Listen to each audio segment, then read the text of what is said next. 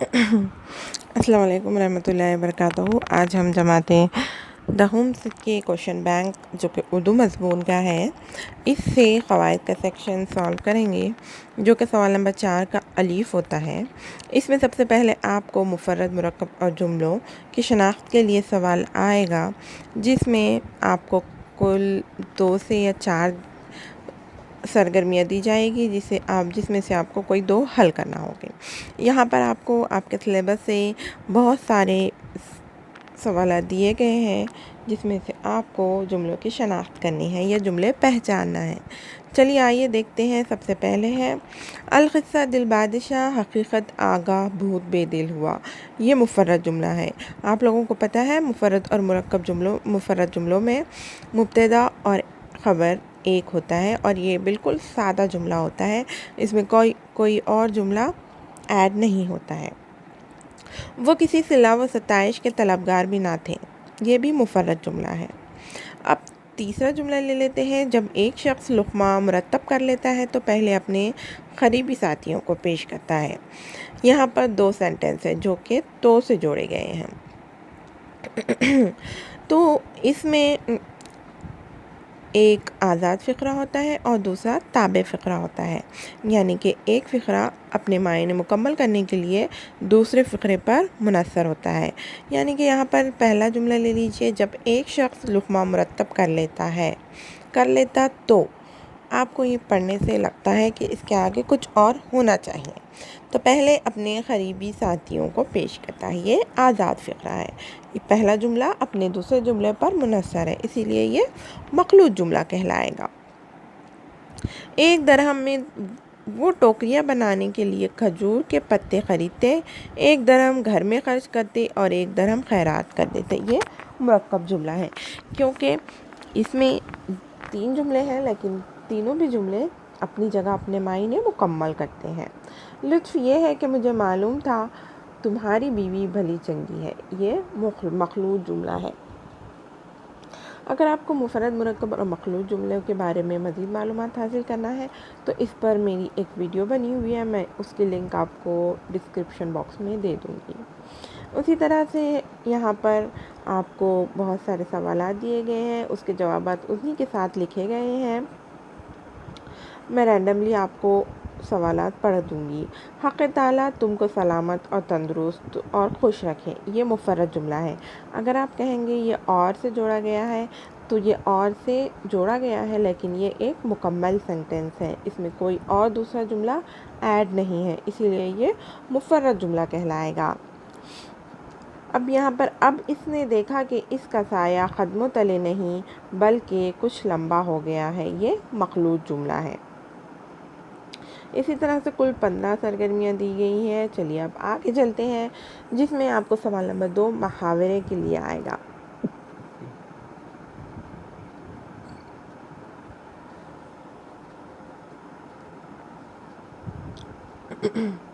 محاورے کے لیے آئے گا، جس میں ہے ستون الف میں محاورے دیے گئے ہیں، ستون ب میں اس کے معنی دیے گئے ہیں۔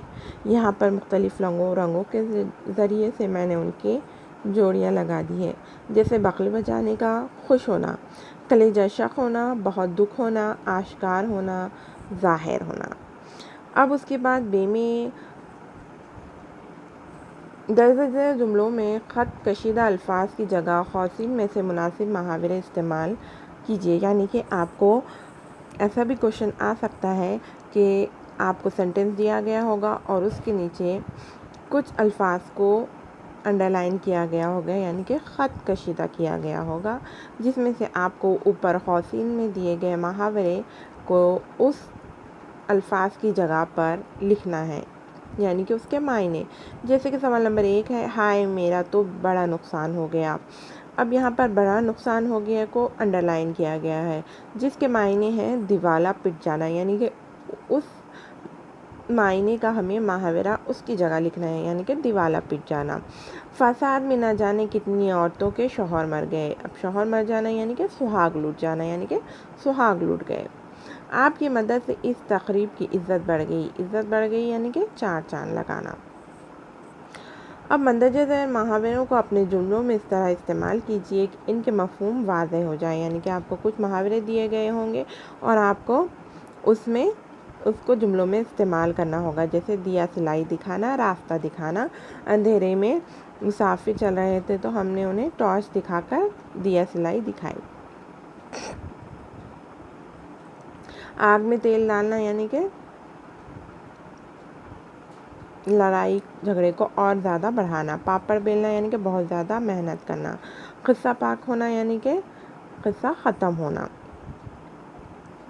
خواتین کے محاورے کو ان کے مطابقت رکھنے والے جملوں کے سامنے لکھیے، یعنی کہ نادر شاہ نے دہلی پر حملہ کر کے اس کی اینٹ سے اینٹ بجا دی۔ اینٹ سے اینٹ بجا دی یعنی کہ بے کنی کرنا، یعنی کہ پٹے کے جیل جانے کی خبر سن کر ماں نے اپنا برا حال بیٹے کے جیل جانے کی خبر سن کر ماں نے اپنا برا حال کر لیا۔ اب برا حال کر لینا یعنی کہ سر پیٹ لینا۔ بس کرو، جھگڑے کو بڑھانے کی کوشش نہ کرو، یعنی کہ آگ میں تیل ڈالنا، جھگڑے کو بڑھانا۔ اب یہاں پر الف کے تحت محاورے اور بے کے تحت ان کے مطالب دیے گئے ہیں، ان کی جوڑیاں لگائیے۔ لازنی کرنا یعنی کہ ڈینگے مارنا، پرخچے اڑانا، پرزا پرزا ہونا، زہر مار کرنا، نہ چاہتے ہوئے کھانا۔ چلیے اب یہاں پر کچھ الفاظ دیے گئے ہیں، یعنی کہ کچھ فقرے دیے گئے ہیں، ان کے لیے آپ کو ایک لفظ مناسب لفظ لکھنا ہے۔ جیسے تصنیف کرنے والا کیا کہلاتا ہے؟ مصنف۔ ترتیب دینے والا مرتب۔ روح کو تکلیف دینے والا روح فرسا۔ دور تک پتھر پھینکنے والا آلہ منجنیق، جو کہ آپ کو سبق نمبر 1 حضرت سلمان فارسی کے اس میں آیا ہے۔ شعر کہنے والا شاعر۔ جنگ جس میں حضور صلی اللہ علیہ وسلم نے شرکت کی، غزوہ۔ آگ کو بوجھنے والا مجوسی۔ گاؤں کی زمین کی پیمائش کرنے والا پٹواری۔ دیہات میں رہنے والا دیہاتی۔ تحریر کرنے والا محرر۔ انصاف کرنے والا مصنف۔ اور یہاں پر کچھ ہے جو مجھے ایگزیکٹ نہیں پتا، میں آپ کو پتا کر کے بتاؤں گی۔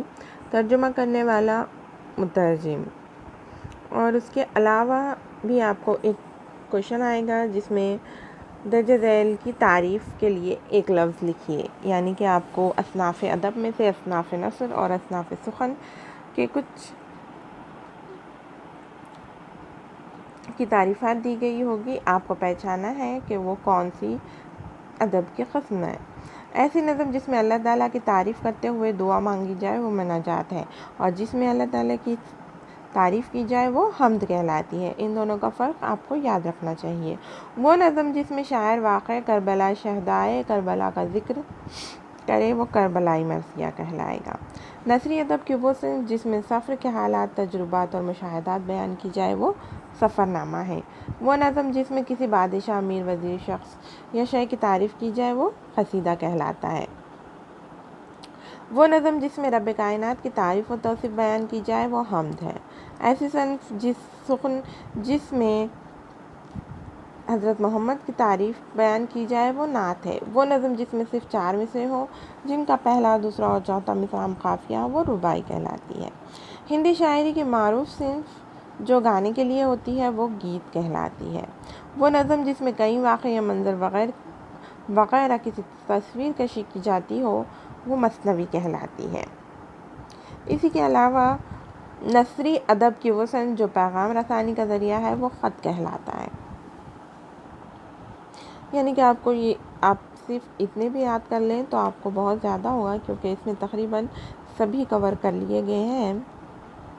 اور یہاں پر کچھ ان کے اجزاء بھی دیے گئے ہیں، جیسے وہ صنف سخن جس کے اجزاء تشبیب، گریز، مدح اور حسن طلب اور دعائیہ ہو وہ قصیدہ کہلاتا ہے۔ اب یہاں پر کچھ صنعتیں بھی پہچاننا پڑتا ہے، یعنی کہ کچھ شعر دیے گئے ہوں گے، آپ کو ان کی صنعت کے نام لکھنا ہوگا۔ جیسے ابر کی طرح سے کر دیو گے عالم کو نہال، ہم جدھر جاویں گے یہ دیدہ گریہ لے کر، یعنی کہ یہ مبالغہ ہے، کیونکہ مبالغے کی تعریف تو آپ سب کو پتہ ہوگی کہ اس میں کہا جاتا ہے کہ کوئی بات اس قدر بڑھا چڑھا کر کہا جاتا ہے کہ اس کا ہونا بالکل ناممکن سا ہو۔ ساتھ لے لو سپر محبت کی، اس کی نفرت کا وار سہنا، یہ صنعت تضاد ہے کیونکہ اس میں محبت اور نفرت دونوں تضاد الفاظ کا استعمال ہوا ہے، یعنی کہ محبت اور نفرت ایک دوسرے کی ضد ہے۔ اسی طرح یہاں پر تلوی ہے، تلوی میں کسی تاریخی واقعے کا ذکر ہوتا ہے یا پھر کسی قرآن آیات یا حدیث کی طرف اشارہ ہوتا ہے، وہ صنعت تلوی کہلاتی ہے۔ اسی طرح استعارہ ہے اور تجنیس ہے، زائد یا ناقص بھی ہے کہنا۔ اسی طرح کچھ صنعتیں دی گئی ہے، آپ کو ان کی تعریف یہاں پر لکھ کر مثال بھی دینی ہے، تو آپ تعریف بھی لکھیے اور مثال بھی لکھیے۔ اب یہاں پر سوال نمبر 4 کا بے شروع ہوتا ہے، جس میں آپ کو ذخیرہ الفاظ پر مبنی سرگرمیاں دی جاتی ہیں، جیسے کہ آپ کو ہم معنی الفاظ بتانا ہوتا ہے، پھر کچھ کے املے درست کرنا ہوتا ہے، کچھ کا ترجمہ کرنا ہوتا ہے، متضاد الفاظ ہوتے ہیں، واحد جمع ہوتی ہیں۔ اسی طرح بہت سے چھوٹے چھوٹے کویشچنس آپ کو اس میں مل جائیں گے۔ چلیے پہلے دیکھتے ہیں، درج ذیل الفاظ کے ہم آواز الفاظ لکھیں، یعنی کہ عدالت، کرم، نرم، جفا، خفا، خبر، کام، جام، ایسے ہم آواز یعنی کہ ایک جیسی آواز والے الفاظ آپ کو یہاں پر لکھنا ہے۔ اور ذیل کی بولی کے لیے ادبی لفظ لکھیے، یعنی کہ آپ کو یہاں پر آج کے املے کے حساب سے لکھے جانے والے الفاظ لکھنا ہے، جیسے کہ اکھیاں، یہ پرانی بولی جانے والے بولیاں ہیں، لیکن آج ہم اکھیاں نہیں آنکھیں کہتے ہیں۔ ایک کچ نہیں، ہم ایک ہی کہتے ہیں، تو آپ کو ان کا املا درست کر کے لکھنا ہے۔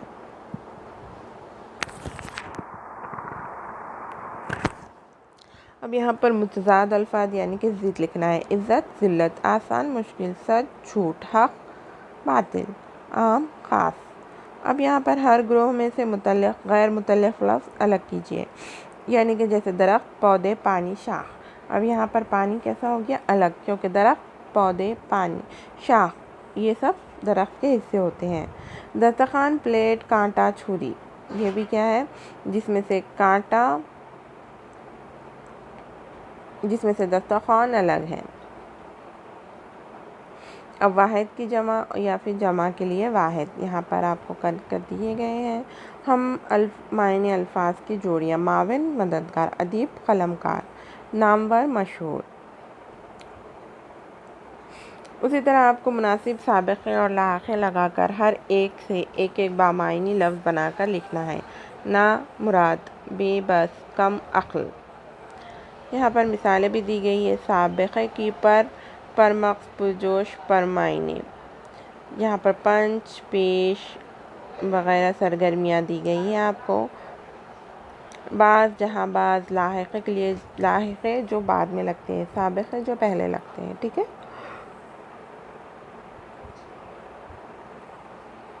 اب یہاں پر حصہ الف سے کہاوتیں بھی دی گئی ہے، آپ کو محاوروں کے ساتھ ساتھ کہاوت بھی کرنا ہوتی ہے۔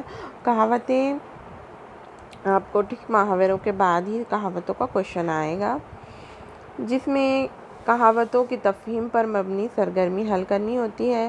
یہ سرگرمی بھی محاوروں کی طرح مختلف طریقوں سے پوچھی جا سکتی ہے، جیسے کہاوتوں کا مطلب لکھنا، ادھوری کہاوتوں کو مکمل کرنا، جملوں کے لیے صحیح کہاوت کا انتخاب کرنا وغیرہ۔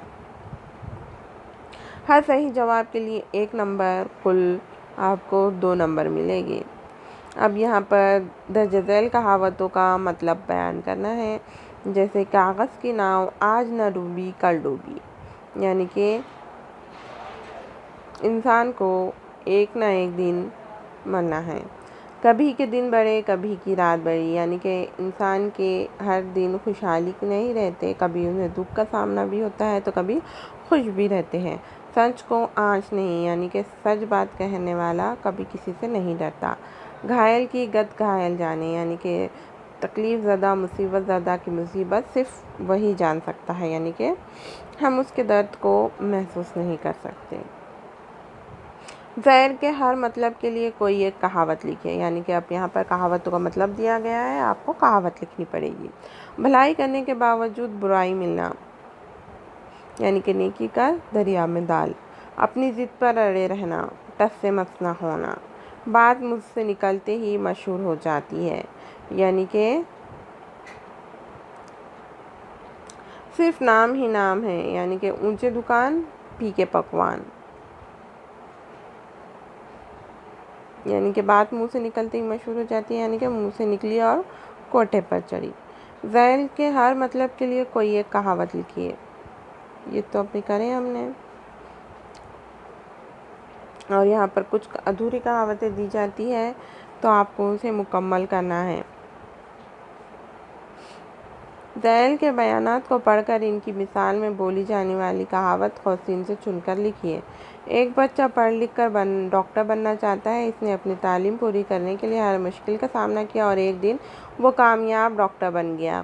اب یہاں پر ہمیں خواتین میں سے دیے گئے کہاوتوں کو اس جگہ پر فٹ کرنا ہے، یعنی کہ اس موقع پر ہم کون سی کہاوت کہیں گے، جیسے جہاں چاہ وہاں راہ، یعنی کہ جہاں چاہ ہوتی ہے وہاں راہ مل ہی جاتی ہے۔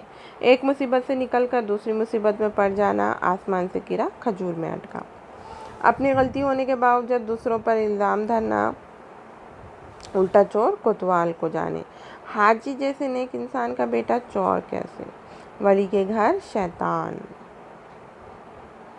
اب یہاں پر دیے گئے جملوں میں واو عطف پہچانیے۔ واو عطف یعنی کہ واو سے جڑے ہوئے الفاظ، یہاں پر میں نے سب کو انڈر لائن کیا ہوا ہے۔ مہابلیشور کی آب و ہوا سرد ہے، غور و فکر، باغ و بہار، مال و دولت، شب و روز، ٹرین، آم و درخت، خط و کتابت، جزا و سزا، صبح و شام، چین و سکون، بحر و بر، رنج و غم، عالم و رنگ، رنگ و بو، بزرگ و بر، جان و مال۔ اب یہاں پر زیر اضافت کی ترکیبیں پہچاننی ہیں، یعنی کہ یہ بہت ہی آسان سے ہوتے ہیں، آپ کو تھوڑا سا اس میں لاجک لگا کر کرنا ہوتا ہے، یعنی کہ جو زیر اضافت زیر والی حرف ہوتے ہیں آپ کو انہیں پہچان کر لکھنا ہے، جیسے قوس قزح، باغ ارم، موسم کشف، باغ عدن، حسن اخلاق، مشق سخن، سرگرم سیاست، مجاہد آزادی وغیرہ۔ اب یہاں پر طلباء کے لیے زیر اضافت کی مزید مثالیں بھی آپ کے سلیبس سے دی گئی ہے، آپ اس کو نوٹ ڈاؤن کر رکھیے۔ اب حرف جار لگا کر جملے مکمل کیجیے۔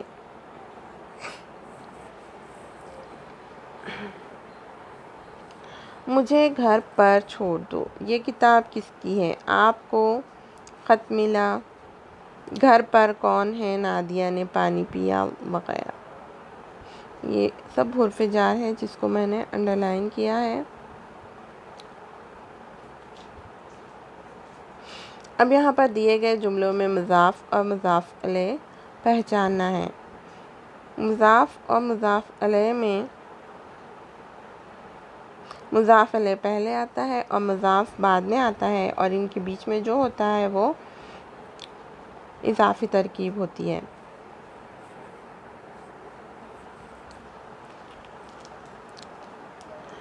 جسے میں نے یہاں پر گرین والے میں جو ہے انڈر لائن کیا ہے مضاف الیہ ہے، اور جو یلو والا ہے وہ مضاف ہے۔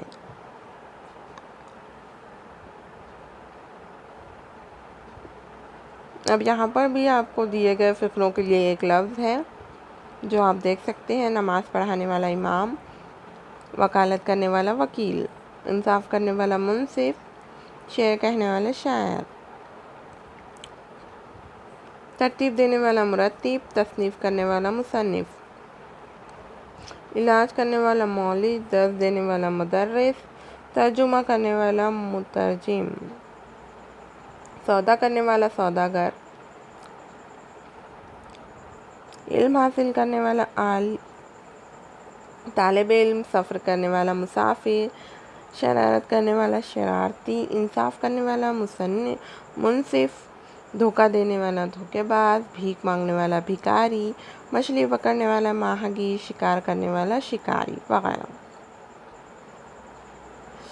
اب یہاں پر دیے گئے لفظ کے لیے فقرہ، یعنی کہ قائد کے لیے قیادت کرنے والا، اداکار جو اداکاری کرتا ہے، مؤذن جو اذان دیتا ہے، مجرم جو جرم کرتا ہے، محافظ جو حفاظت کرتا ہے۔ اب یہاں پر آپ کو کچھ مثالیں بھی دی گئی ہیں۔ حاجی جو حج کرتا ہو، مصور جو تصویر بناتا ہو، معمار جو تعمیر کرتا ہو، ڈرامہ نگار جو ڈرامہ کرتا ہو۔ اسی طرح سے وہاں پر بہت ساری مثالیں ہیں جو آپ حل کر سکتے ہیں۔ امید ہے آپ کو میرا یہ ویڈیو بہت زیادہ پسند آیا ہوگا، اسی لیے اگر آپ کو پسند آیا ہے تو اسے لائک کیجئے، شیئر کیجئے اور سبسکرائب کیجئے۔ Thank you very much. جزاک اللہ۔